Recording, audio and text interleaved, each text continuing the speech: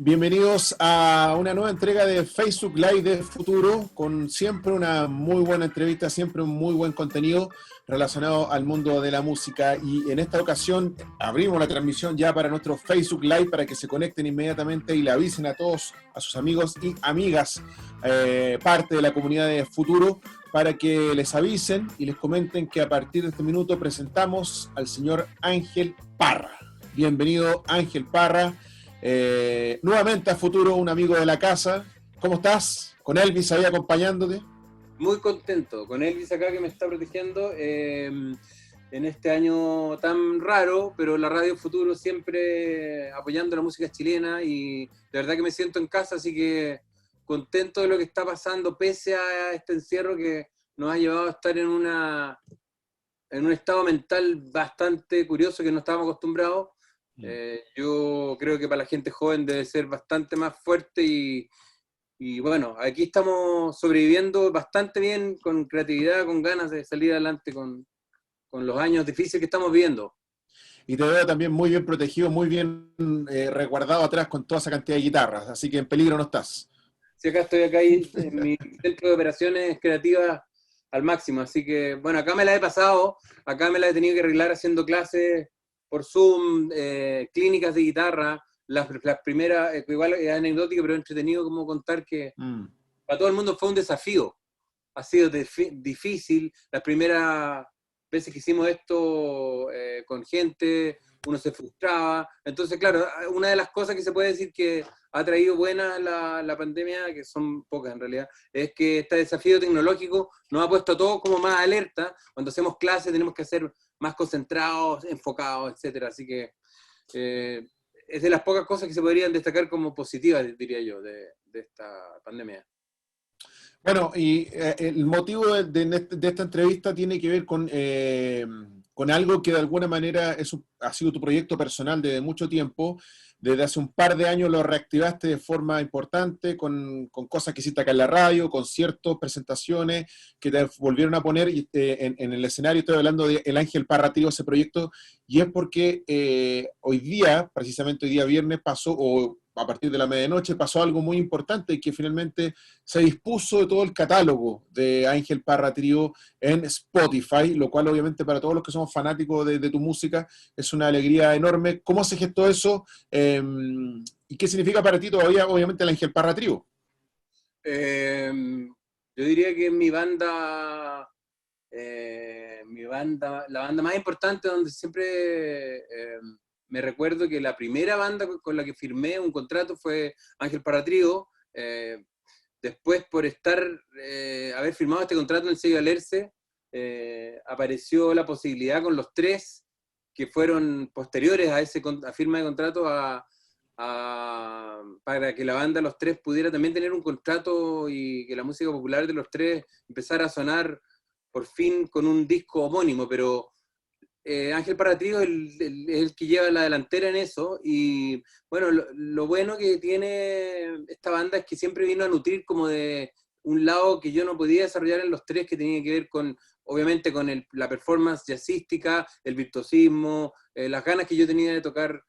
Teníamos con el Titae, con el Moncho Pérez, con el Pancho Molina, con tanta gente, y además hay un registro histórico importante de personas que grabaron en todos los discos, que dejaron una huella, dejaron una semilla de cariño. Muchos se han muerto, hay muchas personas que están en algunos discos que ya no están y que no nos acompañan, pero yo diría que la banda Ángel Parra Trío con la banda de Los Tres siempre se estaban influyendo mutuamente, en cuanto a que como que había una labor media antropológica con Los Tres al tomar al tío Roberto, ir a grabar las cuecas a Miami, todo bien, pero yo también al entrar al grupo como que también apareció dentro del grupo una persona que venía de la familia Parra, por lo tanto había una influencia folclórica que estaba implícita, y yo como miembro de la familia, también Ángel Parra Trío, si bien el primer disco es un disco orientado al jazz que se toca en el extranjero, en Europa y en Estados Unidos,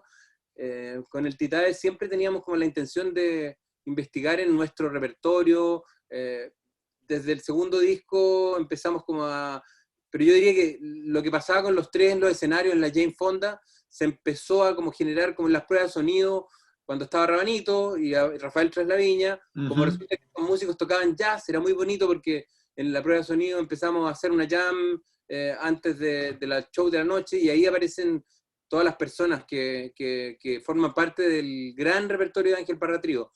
Entonces como que las dos bandas son transversalmente unidas por su música y por una cuestión, porque el grupo Los Tres también, digámoslo con todas sus letras, es un grupo que tiene una fuerte influencia del jazz también, del swing, del blues, Sí, entonces de la claro. improvisación. También, Oye, entonces, sí, dime. no, no, te pregunto, tu arraigo del jazz, ¿dónde se conecta? ¿Dónde te conectas tú con el jazz? Porque tú vienes de una familia que está muy ligada al folclore chileno, o sea, es el ADN del folclore chileno. Tu viejo, tú alguna vez me contaste que antes de tocar cualquier cosa, tienes que tocar cueca, tienes que tocar esto, tonada, etcétera.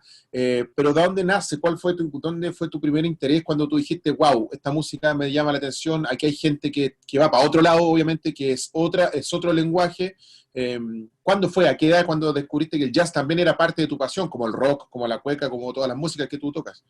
Sí, yo creo que más que el jazz fue la música virtuosa que escuché en discos de Emerson Lake and Palmer, primero cuando estuve exiliado en México, que me regalaron este disco Trilogy, en que escuché intérpretes clásicos que tocar música complicada, compleja, pero que era rockera, que tenía muchos Ujú. elementos de ritmos complejos y también algunos elementos sinfónicos también. Entonces como que yo era de haber tenido 10 años, 11 años. Entonces ahí como que dije, paré la oreja y dije, oye, esta música que entretenía, que diferente, no todo era cantado, habían canciones en Emerson Lake and Palmer, pero había mucha música instrumental y habían obviamente solos, improvisaciones, el pianista hacía unos solos increíbles, pero después ya cuando volví a Chile del exilio, gracias a José Joseson, que en paz descanse, y a sus hijos, que son Enrique y Felipe, en mi veraneo en Isla Negra, ellos tenían una colección de discos enorme, y en esa colección estaba Chick Corea, Mahavishnu, John McLaughlin,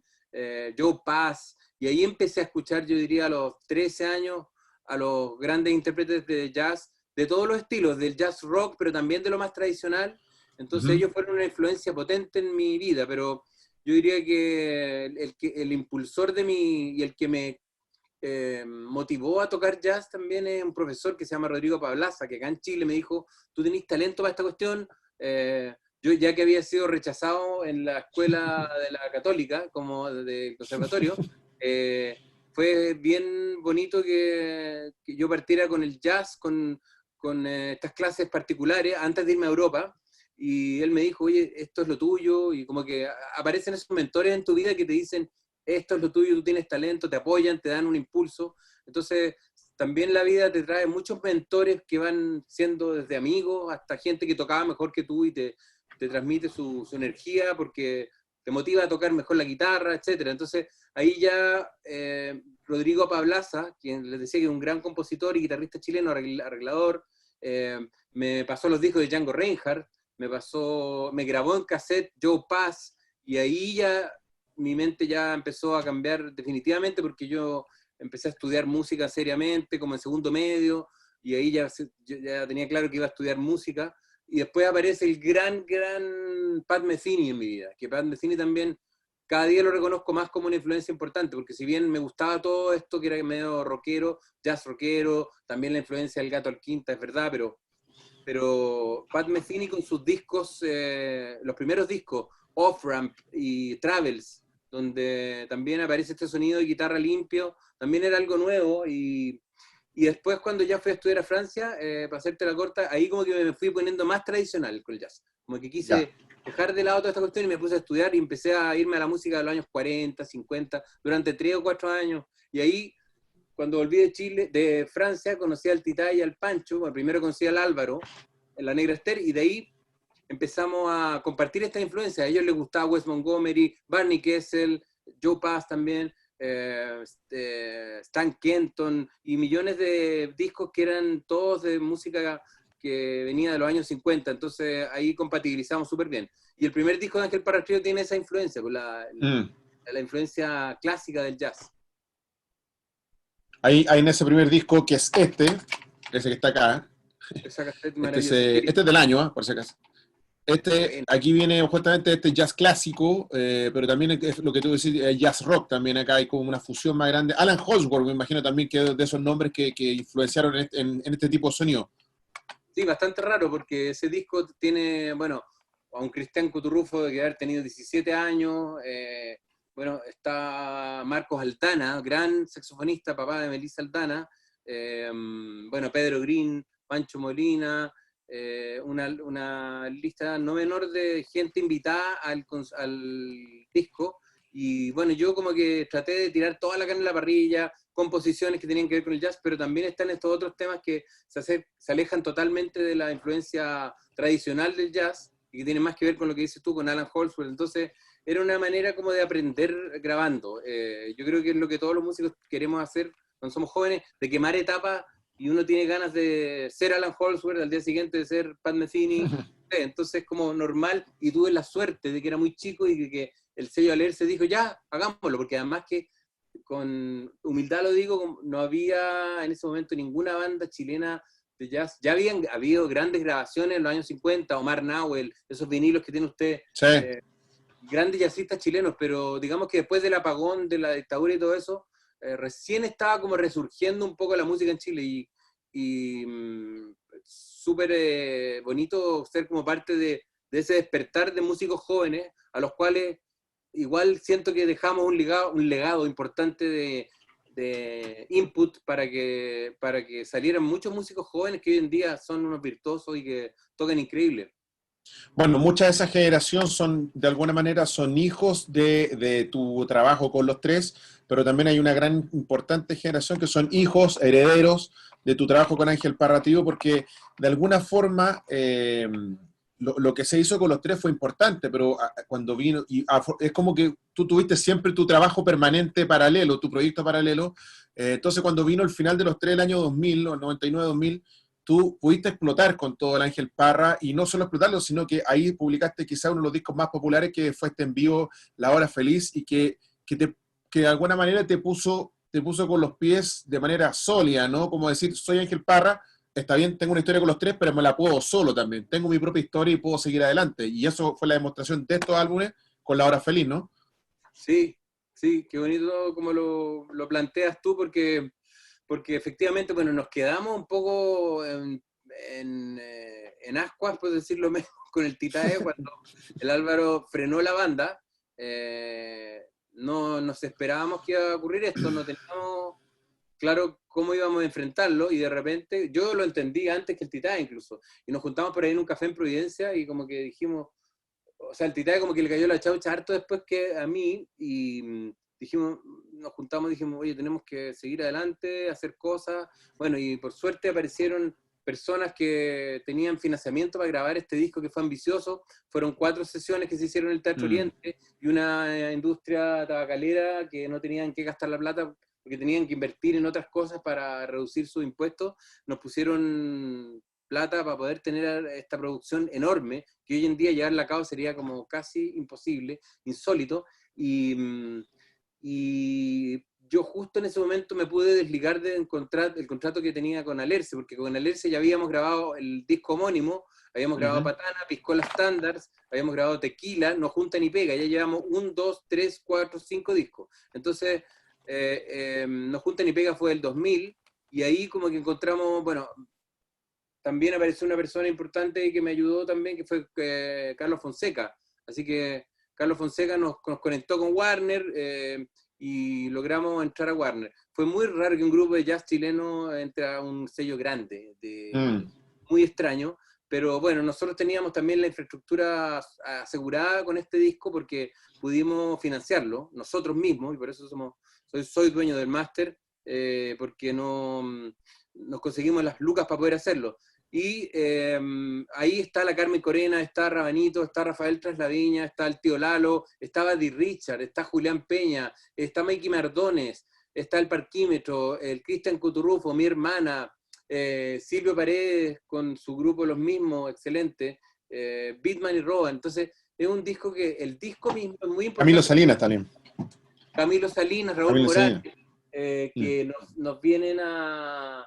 O sea, toda esta gente el disco tiene como 30 canciones. Lo que pasa es que el Eh. DVD tenía solamente 10, pero es muy importante para la gente que el 18 pueda poner La Hora Feliz en sus casas, porque son como 2 horas y media de música, no para nunca, y la verdad es que la gente lo disfruta mucho, y era muy injusto que no estuviera ese disco disponible para escucharlo. Me lo pedían siempre en todos lados, así que ahí está la buena acción que cometimos con este proyecto que se transformó en un disco y que es La Hora Feliz, donde está No Puedo Quitar Mis Ojos de Ti, que fue un número uno, una cuestión muy rara también. Sí, sí, sí, pues fue un exitazo ese. Y un poco ese disco recoge el espíritu de los discos del año 50, años 60, de estos músicos de esta generación de Pollito González que tú mencionaste recién, como estas bandas de boat, ¿no? Que pueden tocar bossa nova, pueden tocar cueca, pueden tocar cumbia, pueden tocar jazz, pueden tocar rock, pueden tocar todo. Y me hace esa sensación que ese disco es como una suerte de tributo a todo ese ambiente de músicos y escena musical que había en los 50, en los 40, 50, 60. Sí, exactamente, o sea, nosotros ya veníamos, como te decía, con un bagaje de varias Jane Fonda en el cuerpo, con tantos invitados lindos que con los cuales con el Titae siempre quedábamos conectados más allá de lo que hacíamos con los tres, entonces como que surgieron estas posibilidades de, bueno, antes ya habíamos estado con Rabanito, o sea, ya llevábamos con Rabanito tocando un buen tiempo, porque Tequila Sí, es po. del año 98, entonces ahí nos pegábamos unos ligureazos alucinantes, que no te rías, pues, weón, yo también fui. Así que Claro. ahí Yo era más niño, era más niño, pero se portaba era más como... niño. Entonces, ya veníamos hace rato con el asunto de la Jane Fonda, viajando mucho, y músicos que ya tienen experiencia. Entonces, como dices tú, La Hora Feliz vino como a hacer un homenaje, qué bonito pensarlo de esa manera, a la bohemia extinta de Chile, porque nos contaba Rabanito también en los viajes que nos pegábamos cuando íbamos a tocar a la Piedra Feliz, al Paraíso, todo lo que pasaba en los años 60, en los años 50, las maldades que hacían ellos, Valentín Trujillo, las orquestas maravillosas, la Guambalí, era interminable. Entonces nosotros con el Titá estábamos como de boca abiertos con todo este mundo fantástico que nos contaba Rabanito, pero que se había transformado en algo, en como una especie de casa fantasma que nosotros queríamos revivir. Y esa fue la idea del disco La Hora Feliz. Tiene el DVD es muy particular porque la escenografía es casi macabra, diría yo, en su mal gusto. Tiene una Sí. especie, tiene unos maniquíes colgando, una cuestión muy de la época, pero bueno, lo importante es que se grabó esta cuestión y después se sacó el DVD, así que ese es un disco importante. Y después de este maravilloso disco, al Vamos poco que se tiempo, puede. el 2002, claro, al poco tiempo de grabar este disco seguimos tocando con Rabanito, ya veníamos haciendo hartas cosas con otros, bueno, está la Carmen Corena, también la mencioné acá, pero también falleció Roguito después falleció Rabanito, y nosotros seguimos esos años libres porque nos volvimos hasta el 2006 con los tres, y aparece el segundo disco que teníamos que grabar con Warner, que fue el Vamos que se puede, entonces ahí también estábamos en un momento muy de mucha ebullición creativa con el Titae, de hacer cosas, de componer juntos, de hacer cuestiones, y por eso salió No te escondas, Las 13 caras del disfraz, y Titae hizo sus temas por su lado, yo hice los temas míos, invitamos nuevamente a otro que se me olvidó nombrar en La Hora Feliz, que es el DJ Caso, Mm.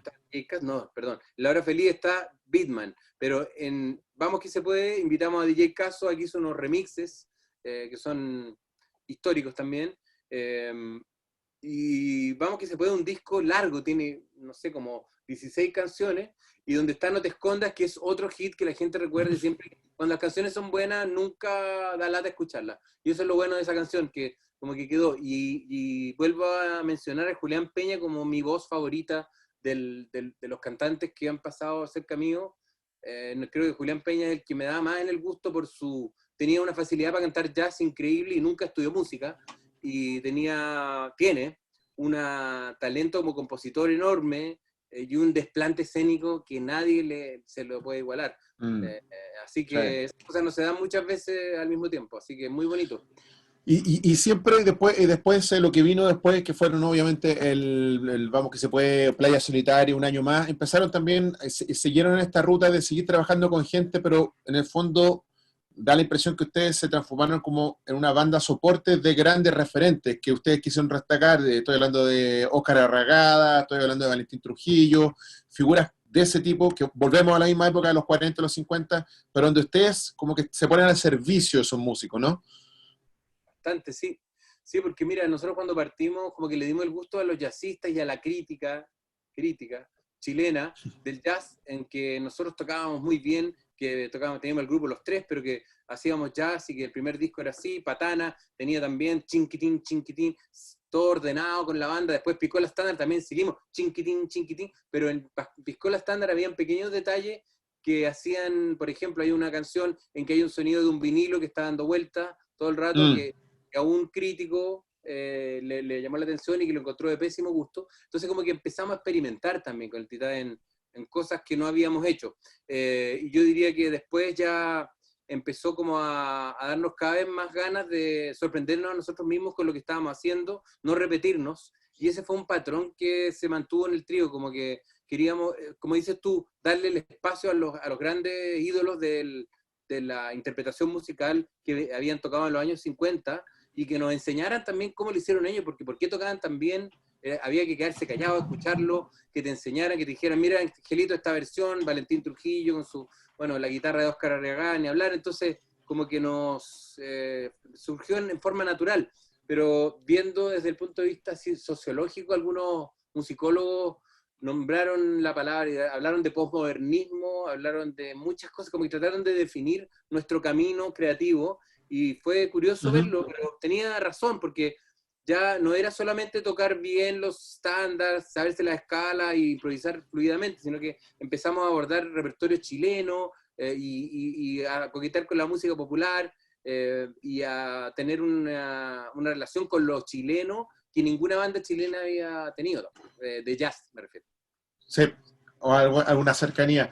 ¿Cómo fue trabajar para cerrar esta parte que tiene que ver y volver a recordar a la gente que estamos con Ángel Parra y estamos hablando de eso porque está todo, a partir, ya lo pueden revisar en Spotify, todo el repertorio, todo el catálogo completo de Ángel Parra Trío, que estaba incompleto, habían solo 4 discos, ahora ya está completo y eso es una muy buena noticia. ¿Cómo fue trabajar, por ejemplo, o qué sacas tú de ese trabajo con Valentín Trujillo, con figuras como Óscar Arrega de la música chilena, de la música popular chilena? Yo diría que con todos ellos sacamos mucho, aprendimos muchas cosas que van más allá de la música, van más allá de la escala, o bueno, de qué se toca, que los arpegios, va más por el lado de la vivencia personal, de conocer gente que vivió una época muy importante de la música chilena, en que habían grandes orquestas, en que había un fenómeno de las radios, donde habían también orquestas tocando, acompañando a los grandes intérpretes de bolero, un movimiento bohemio interesante que había en los años 50 y, y obviamente que cada uno de estos personajes, nosotros nos quedábamos perplejos al verlo interpretar con unas intros muy fluidas, la música, por el caso de Valentín, que funden lo clásico con lo docto, con lo popular, y ahí Valentín nos empieza a hablar de que la madre de todas las músicas es la música popular, y que él también tiene una especie de, siente que hay una deuda con él, yo creo que hasta el día de hoy la siente porque es visto un poco de una forma como yo siento que le falta respeto a la visión general del concepto de lo que significa Valentín Trujillo. Es un músico tan completo, tan vasto, que es difícil clasificarlo. Entonces, creo que todos estos músicos tienen esa característica. Después está el caso de Panchito Cabrera, que está en los discos con Valentín también, que es el disco Un Año Más, que por supuesto que acá no lo encontré ahora porque no. Ya, entonces, antes de... Después el de 2008, un Ah, año no, sí, más. perdón, sí estaba, sí estaba, sí estaba. Entonces, después, mira, después de Vamos que se puede, viene el disco con Óscar Regada, que estábamos en una radio con el Titae hablando de que nos escuchábamos el guitarra hits todo el día, no dejamos de escucharlo porque tenía los temas exquisitos que tiene ese disco, y nos llamaba la atención el uso de la cámara de eco, y decíamos, llamamos, por favor, la gente que esté escuchando, si está Óscar Regada escuchando este programa, que estamos en la radio que empieza con B larga, por favor que llame ahora mismo. Y bueno, pasaron 5 minutos y llamó a la radio. Entonces fue una anécdota bonita y me dijo, acá está mi teléfono y la cuestión ya. Y yo quería que Lo Oscar, contactaron por la radio, por el aire. al aire llamamos, o sea, Qué pedimos, notable. por favor, si Oscar, si estás por ahí, ubícanos porque queremos hacer algo contigo y la cuestión. Bueno, llamó, de ahí nos juntamos, nos tomamos un café y toda la cuestión y empezamos a trabajar con él un repertorio en que claro, nos pusimos al servicio de muchas canciones, de las versiones de él que hacía desde música de Beethoven hasta la música de Morricone, esa no de Morricone, pero estaba el tema Apache, y todos los increíbles temas que tiene Playa Solitaria, donde está el mismo Playa Solitaria, Vacaciones en Hawái, El Boogie del Eco, Café con Leche, Estrella Azul, son melodías, pero ultra pegajosas y muy bonitas. Penas del Corazón, Tenías que ser tú, entonces ahí también nos encontramos con un referente de la guitarra que llegaba con su guitarra, que él mismo se la construía, que un día yo te conté la anécdota que hizo una guitarra de 2 brazos, porque él siempre construía sus instrumentos, se demoraba muy poco, o sea, las construía muy rápido, no sé cómo lo hacía, era casi una especie de acto como, diría, propio de un brujo, una persona que llega al ensayo con una guitarra, al día siguiente con otra, no, esta me la hice hace poco, bueno, increíble, y sonaban muy bien las guitarras, yo las probaba y eran muy fáciles de tocar, y un día llegó con la guitarra de 12 cuerdas, que tenía un brazo de 12 cuerdas y un brazo de 6 cuerdas, y resulta que le había cortado, serruchado el lado donde estaba el de 6 cuerdas, y la había dejado con el otro, entonces la había emparejado, la había pasado a la escofina, y lo había como encerado, y bueno, anécdotas de ese tipo con Oscar pasaban todo el tiempo. Bueno, y Oscar compuso el rock del esqueleto, y el mundial, el tema del rock del mundial, creo que también él es compositor con otra persona más, con un señor Calderón, creo, si no me equivoco. Pero Ya. bueno, en fin, el rock del esqueleto es una canción que todo el mundo conoce, y como estábamos en este afán con el Titá de hacer cosas experimentales y bizarras, que hasta el día de hoy me alegra mucho que lo hayamos hecho, se nos ocurrió, yo en ese momento estaba en un permanente contacto con Jorge González, estaba hablando con él todo el tiempo porque él Claro. quería viajar conmigo y estábamos compartiendo correos por aquí y por allá, él estaba creo en Alemania, venía a Chile, conversábamos, quería grabar conmigo, entonces cuando se dio la oportunidad lo invitamos al estudio y apareció don Oscar, don Jorge, al tiro, con muy buena voluntad y lo cantó increíble, muy rápido, no se demoró nada. Y después él hizo también un remix de ese tema que quedó muy bueno. Y en la época en que Pro Tools era más difícil de trabajar, entonces lo cortó en 1000 pedazos y hizo una cuestión súper buena, súper bailable. Así que hartos recuerdos bonitos de ese disco, fíjate. Harto recuerdo bonito de toda la época de Ángel Parra Trío, que sigue funcionando. Ángel Parra, más allá de hoy día, su última producción es del 2016, Dulce Compañía, pero como decía cuando comenzamos desde hace 2, 3 años, que de alguna manera ese puntapié lo hicieron acá en Radio Futuro y volviste a colocar con nuevos músicos, nuevas generaciones, porque finalmente da la impresión que Ángel Parra Trío se transforma, se regenera en el tiempo, es casi como una institución cuyo nombre sigue funcionando, pero casi itinerante, ¿no? Sí, tenéis toda la razón, Ray. Esa es como hemos seguido adelante, hemos sobrevivido al fin de los 3 del año 98 y después hemos continuado cuando me salí del grupo también en el año 2003, 12, 13 creo. Son varios, son varios momentos de retomar la carrera, momentos de subida y de fracaso de los cuales yo tanto hablo cuando me preguntan mis alumnos y todo eso, cuando nos dejamos de tocar el 98 con los 3, y después seguimos adelante, sacamos todos estos discos, igual nos pudimos levantar con el Titán, seguimos adelante, y después cuando yo salí del grupo también en el 2013 o 12, no me acuerdo, bueno, seguí produciendo discos, pero después de Playa Solitaria está el disco Un Año Más, que ese sí que fue un golazo también, porque ahí fue compartir con Valentín y con Panchito Cabrera, que bueno, nos llenaron de música, de composiciones que no conocíamos, Los Pantalones, y tenía un lunar, Vanidad, Pancholo y La Jardinera en esa versión que quedó bien bonita, y que hoy en día me la mandan muchos jóvenes que la interpretan, con ese mismo espíritu, norma mía, y que se mueren los feos. Entonces ahí llegó también el amigo Parquímetro a grabar con nosotros. Tiene un sonido súper cálido ese disco porque está grabado en la SSD, fue grabado en vivo, y nos demoramos un día en grabarlo, diría 2 días, así que también tiene el valor de esas grabaciones rápidas, así, que llegan y Ujú. graban como graban a la antigua los grandes músicos. Bueno, lo que te decía recién es que el Ángel Parra Trío se sigue transformando en el tiempo, digo, ¿no? Sí, Seguís tú, pero hay una nueva formación de jóvenes que te acompañan, algunos también viejos estandartes, pero se sigue transformando en el tiempo Ángel Parra Trío, y asumo que después de esto, no sé, vislumbras proyectos nuevos con la banda, grabar de nuevo, o por ahora, bueno, dentro de lo que podríamos llamar normalidad cuando vuelva, digo, pero también está la idea de seguir haciendo discografía con Ángel Parra Trío. sí, pero estoy tratando de sacar una vacuna del COVID antes, estamos casi listos. No, no, no, estoy weando.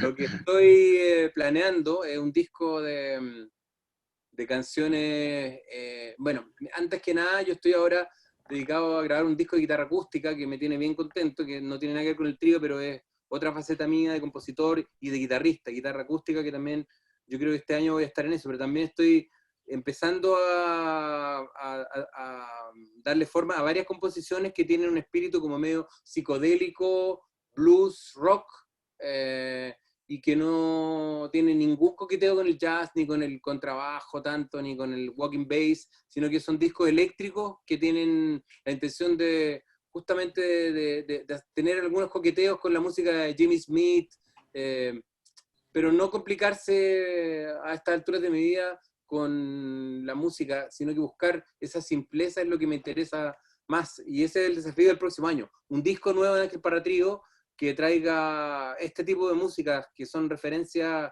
que son importantes en lo que yo escucho, Booker T, Jimmy Smith, como te decía, y las grandes orquestas, que la música hacía Henry Mancini, que si bien era sofisticada, era simple. Entonces, esa es como mi idea para el próximo año con músicos jóvenes con los que estoy trabajando y seguir trabajando. Y mira, después para adelante venía en la lista, después de un año más, el disco Espérame, que también Ujú. volvimos a trabajar con Julián Peña, nuestro gran aliado en el canto, y ahí, bueno, hay varias canciones, está María Elena, Para mí eres divina, Espérame, que la grabamos por primera vez, ay, no, ya la habíamos tocado, El espérate, Hora Feliz. El La Hora Hora Feliz la Feliz, he tocado. La Hora Feliz la habíamos tocado. Me voy para el pueblo, también son covers, y yo ahí me di el gusto de grabar Casamiento de Negros, eh, está Los Marcianos, Aquellos Ojos Verdes, entonces también como respetando mucho el espíritu de Valentín Trujillo de tocar canciones con improvisaciones, pero que tenían que ver un poco lo que pasaba en Los Tres, cuando yo hacía un solo en Los Tres, siempre tenía que ver con la letra, con la canción, y ese como que fue un patrón de trabajo que hemos tratado de mantener, como de ser respetuoso frente a la melodía y no dar la lata, es como algo que yo he buscado siempre como músico lograr. Y después de Espérame, bueno, hay un trabajo que se hizo también con una orquesta sinfónica, donde yo grabé un tema mío, pero que se llama Gato Flojo. Después salió el DVD también, que de La Hora Feliz, se salió un poco después, salió el 2004 en realidad. Pero bueno, aquí nos fuimos para otra época, pero después viene el 2016, como decías tú, Dulce Compañía, donde ya, bueno, ya pasaron todas las cosas que ocurrieron con el grupo Los Tres, yo salí de ahí, y bueno, fue un bonito impulso seguir adelante con algunas composiciones nuevas, estar con otra cantante, una cantante mujer como la Consuelo, está mi hermana nuevamente, que está en La Hora Feliz muy bien también, y invitamos a DJ Caso y Roberto Trujillo, que le pone el bajo más alucinante al disco porque tiene el sonido funk que a mí me encanta, y tiene mucha onda para tocar el Roberto. Bueno, y Valentín también, que toca piano acústico, hay un solo de Valentín mítico en ese disco. Bueno, y toda esta música ahora se va a Spotify y Ujú. finalmente la gente puede, bueno, optar por escuchar la lista completa de This is Ángel Parra Trío, y desde el viernes, desde mañana, ya pueden escuchar todo lo que quieran, todo, y no solamente está ahí, sino que está en Deezer y en todas las otras plataformas digitales. Así que es un momento emocionante para mí de haber logrado esto, lo hicimos con harto esfuerzo, estamos trabajando desde marzo, como que cuando partió el COVID dijimos ya, ¿qué hacemos a sacar adelante algo en este momento, bueno, reunamos la discografía. Me comuniqué con fans que me pasaron los masters, otras personas me ayudaron por ahí, por allá, conseguir las carátulas, algunos discos no los tenía, así que Evolución Producciones, bueno, siempre un aliado muy importante en mi carrera, me ayudaron mucho, y bueno, y la presencia de ustedes también como radio, de tuya, Ray, también al impulsarme a seguir adelante con la presentación que hicimos con Los Retornados. Está el disco con Los Retornados, que también que es otra área, porque no se puede mezclar Ángel Parra Trío con Ángel Parra Ruego y con Los Retornados. Así que Claro. tenemos ganas de seguir para adelante. Yo creo que recuperé la energía perdida un poco en el camino cuando pasé mis últimos años en Los Tres. Pasó un tiempo en que estuve medio desmotivado y después de nuevo como que ya me reactivé y ahora ya estoy como en esa misma dinámica. Así que gracias por ayudarme en eso también. Excelente. Oye, bueno, nosotros te queremos agradecer este tiempo. El público que está conectado hasta ahora también está muy contento, hace muchas preguntas, así que también le agradecemos a todos los que se conectaron. Y nada, yo creo que ojalá, digo, Ojalá, atrás veo tanta guitarra, atrás, veo vamos a hacer tanta guitarra, que creo que algo se podría hacer para cerrar esta entrevista que está increíble. Claro que sí, voy con la guitarra acústica porque siempre me... Esa guitarra Martin tiene un detalle, no tiene tu nombre, está escrito tu nombre. Sí, esta guitarra Martin tiene mi nombre ahí en concha de perla de Precioso. Madagascar. Y fue una época increíble en que, bueno, alguien me dio pelota y me dijo, ya yo te la hago. Y esas incrustaciones que están ahí son algo fuera de lo común, también ustedes ven cómo brilla. No Sí. está el logo Martin, ese es el primer logo Martin que existió, el más Exacto. antiguo. Y bueno, yo la elegí de esta forma, pero fue bastante rara la manera en que me dijeron, ya, pero la querés construir, pero ¿qué es lo que quieres? Y yo no sabía qué decirle porque no cachaba nada de maderas, ni... Para mí era todo nuevo, entonces pedí y me llegó lo que... La guitarra es una guitarra...